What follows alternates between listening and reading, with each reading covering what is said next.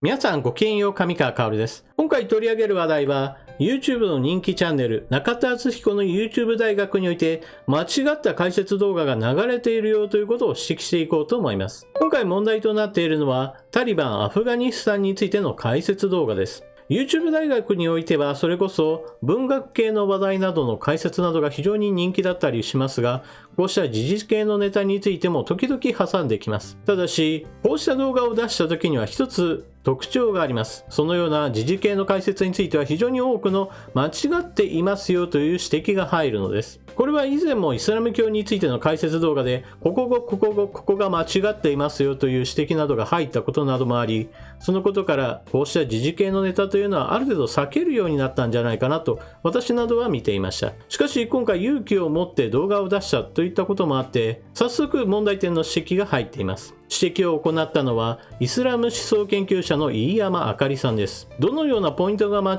っているかといったことについてのお話は有料記事として流れていました。私のチャンネルではこうしたニュースのその原本がどのようなものであるかというのをちゃんと皆さんに表示しているわけですが、今回はあくまでも個人の有料記事なので全文を掲載することはできないので、その記事を読んだ上で私はこういうふうに解釈したよという点についてのお話をしていきます。それではどのようなポイントが間違っているかについてこの動画においては4つのポイントだけに絞っていきます。まず第1に、中田敦彦さんはこのような説明をしました。イスラム教は政教分離をしないので、中東はイスラム教の教えに沿った政治を行う、そのような国が多いんですよという説明をしました。これはイスラム教とそれぞれの国における政治の形態がどのようなものになっているのか、いわばその国の姿を理解する上で非常に重要な前提のお話なわけですが、この部分からして間違っていることが指摘されています。イスラム教徒の多い国においては当然多くの人々がイスラム教の解釈に従って生きています。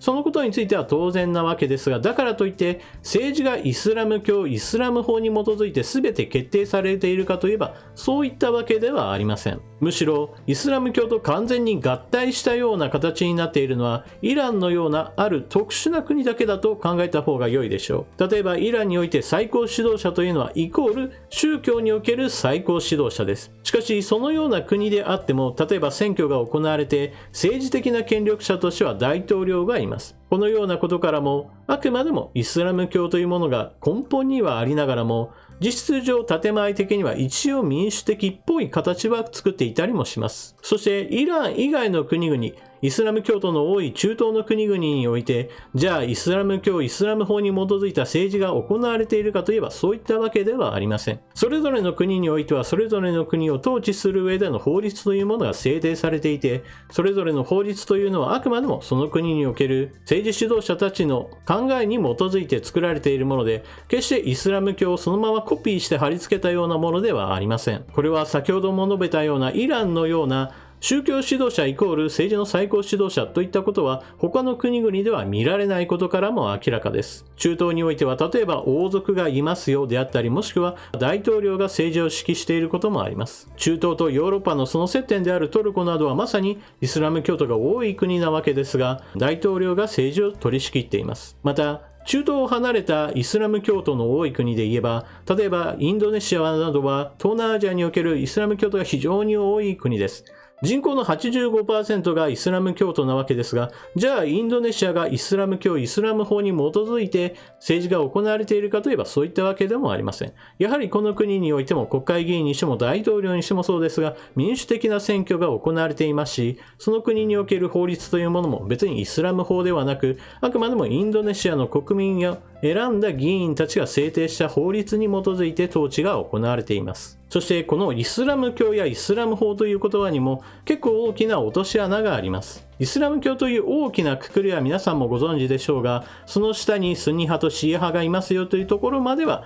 結構知っている人は多いでしょう。ところがこのイスラム法の解釈について言うとさらに細かく分かれるものです。宗派に分かれるのと同じように、このイスラム法の解釈について言っても何々学派といった形でさらに分かれていくものなのです。こういったこともあってイスラム教徒の多い国であってもどのような形で暮らしているかというのは結構違うものです。それは例えば服装などにも現れます。女性が顔を出しているような国においては、そのようなことが許されるイスラム法解釈が行われて、その影響下にあることがわかります。一方において、肌を一切露出することが許さないという、そうしたイスラム法の解釈というものを行われているところもあります。このように政治と宗教というものは実は密接に関わってはいるものの、完全に分離している国というものはたくさんあるのです。そしてそのような形で宗教の影響がどのくらい強いかというのも、これまたイスラム法学者のその影響がどれくらいあるかによっても変わってくるものなのです。ですから政治指導者が変わった場合においても、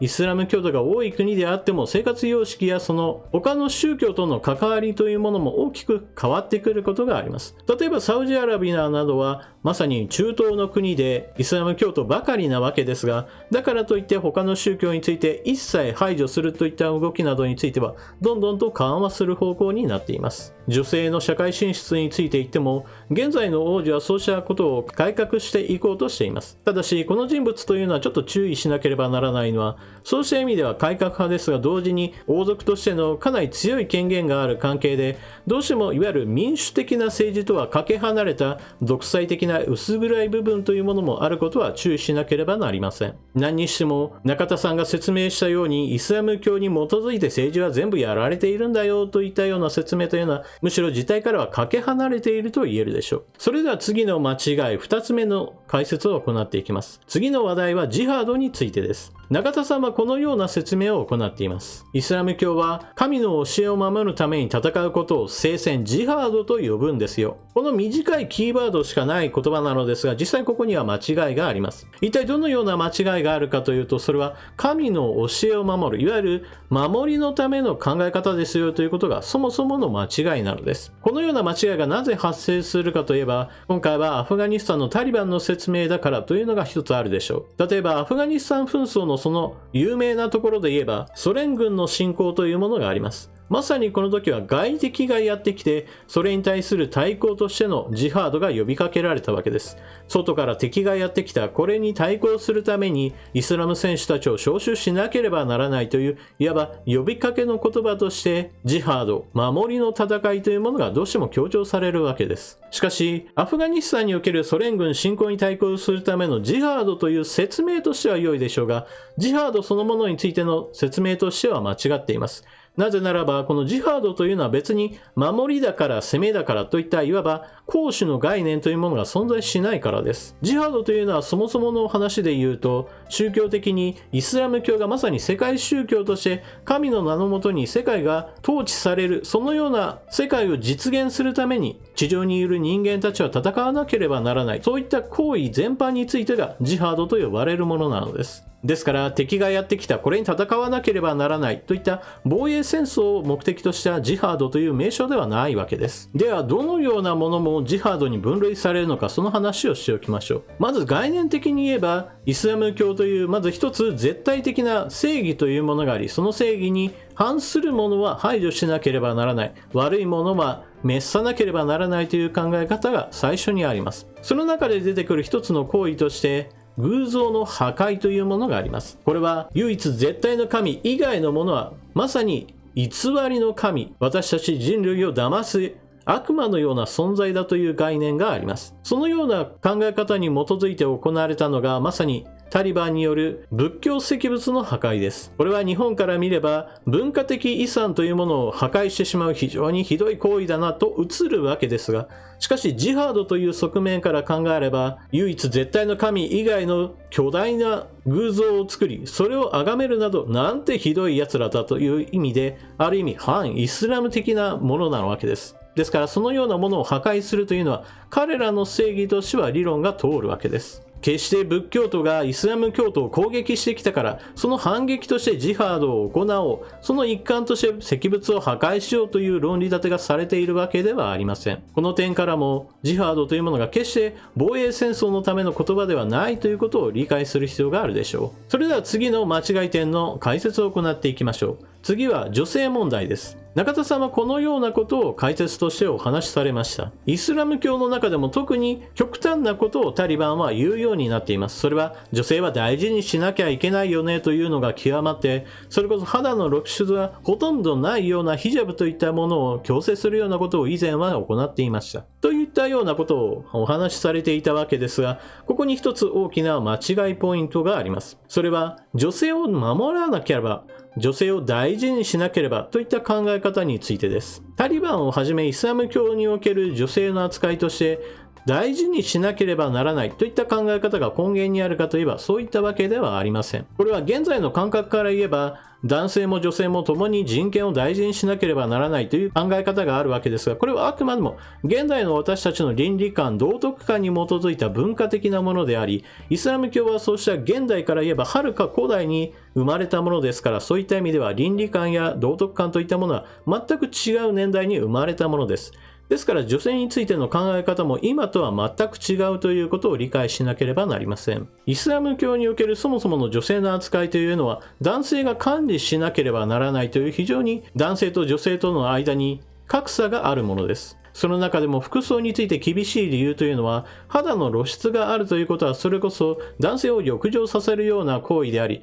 そのようなことを許されるのはそれこそ奴隷であったり売春婦であったり、もしくはそれらの行為を伴うような踊り子のような一部の人だけだという考え方があります。ですからそのような職業にない女性の場合だと他の男性が見た場合に少しでも欲情させる余地を与えるような服装というのは決して許される行為ではないという考え方が原点にあります。タリバンがイスラム原理主義者だと言われるところというのはまさにそのような点で、女性については家にいて家事だけをすればいい、仕事なんてとんでもない、そしてずっと家にいるんだから別に勉強なんか大してやる必要ないだろうという考え方というものが根本にあるわけです。そして女性というのはあくまでも男性の管理すべきものという考え方がありますから、結婚相手というのは当然のように親同士が決めて行うものです。こういった話を聞くと、まあ確かに結婚できない女性もいるし、親が決めるっていうことも大事だよねと考える人もいるかもしれませんが、そうした大事にするから結婚させる相手を決めるといった話とは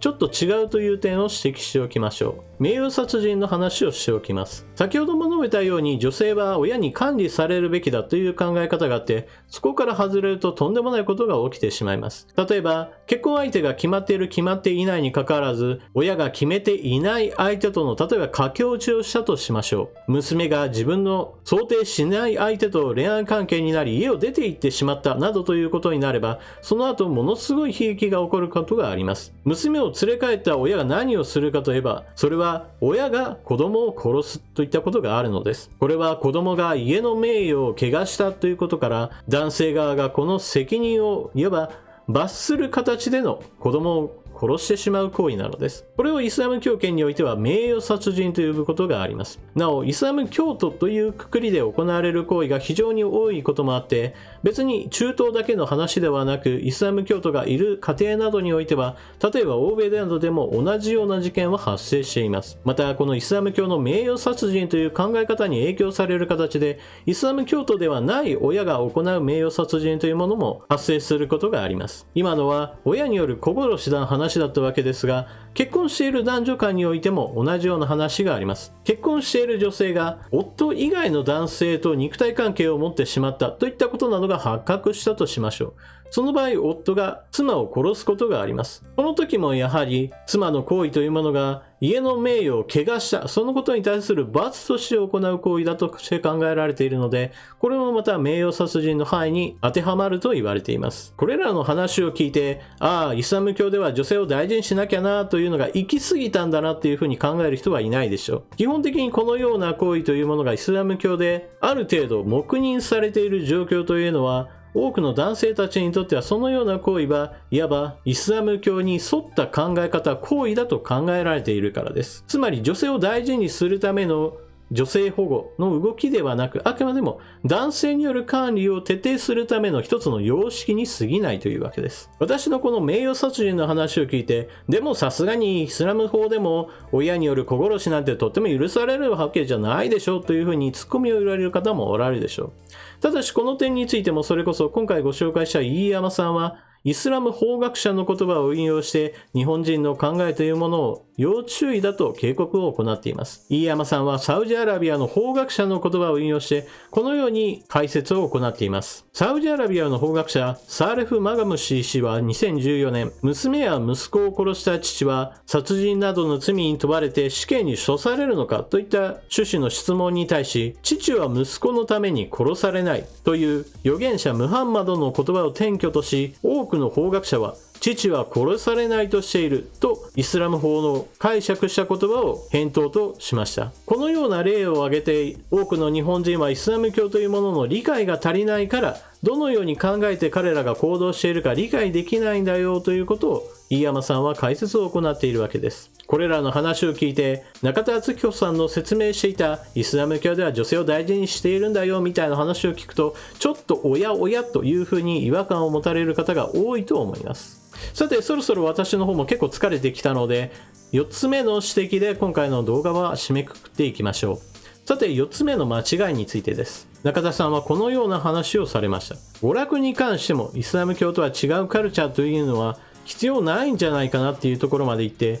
例えば音楽とか映画とかテレビだとかに関して海外のものを見る必要はない。だから BTS とかブラックピンクとか見る必要は全くない。見ちゃダメですという流れがあったとか。この解説というのも間違っています。タリバンを例にして考えると、別に彼らは西洋の音楽だから、もしくは韓国の音楽だからといった具合にして、海外の音楽だからダメですよなどという話はしていません。音楽そのものを反イスラムと解釈しているのです。これはタリバンがアフガニスタン首都を陥落させて、彼らが新しい政権を立ち上げるにあたって海外の記者たちからのインタビューというものもたくさん受けました。その中において出てきた言葉なのですが、公共の場での音楽は禁止ですよという話をしました。そう、タリバンははっきりと公共の場での音楽を禁止しているという言葉を使うことによって、別にどこの国の音楽だからなどというそうしたくくりはしないという原則論として、歌という一番大きなジャンルを指定してきているわけです。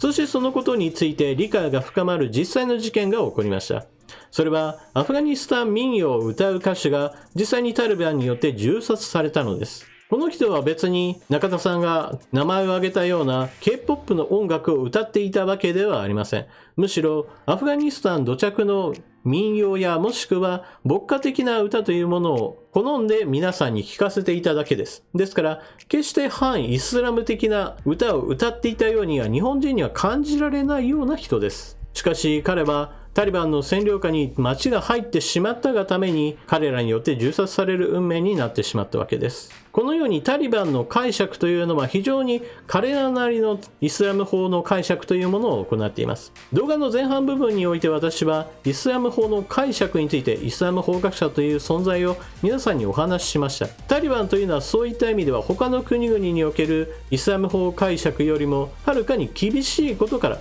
彼らはイスラム原理主義者と呼ばれるようなことがあるのです。ですからそのようなどのような解釈をしている集団かといったことにポイントを当てないと解説についても全く違ったものになってしまうことが今回の中田敦彦さんの動画の一つのポイントだと言えます。というわけで以上が中田敦彦さんのここが間違っているよという点についての解説動画だったわけですが、皆さんはどう思われたでしょうか。最後に少しだけ余談をしておきましょう。なぜこのように間違ったポイントが次々と出てしまうかについてです。このポイントについては非常に簡単に答えが出ます。それは一体どのような情報をもとにして解説を行っているか、その情報源の選定が間違っているからです。以前の時事系の解説動画においてここ間違ってるよという批判が集まってきたものには一つの特徴があります。それは情報源として池上彰さんの本などを参考にしていることが非常に多くあったからです。池上彰さんのそれこそ解説についてはテレビなどで取り上げられる具合に話をギュッとまとめる分には良いかもしれませんし、またある程度の話題については合っているものもあるでしょう。しかし間違っているものについても間違ったままどんどんと垂れ流されてしまうという特徴があります。それは合っているものもあるから間違っているものが埋もれてしまって、それが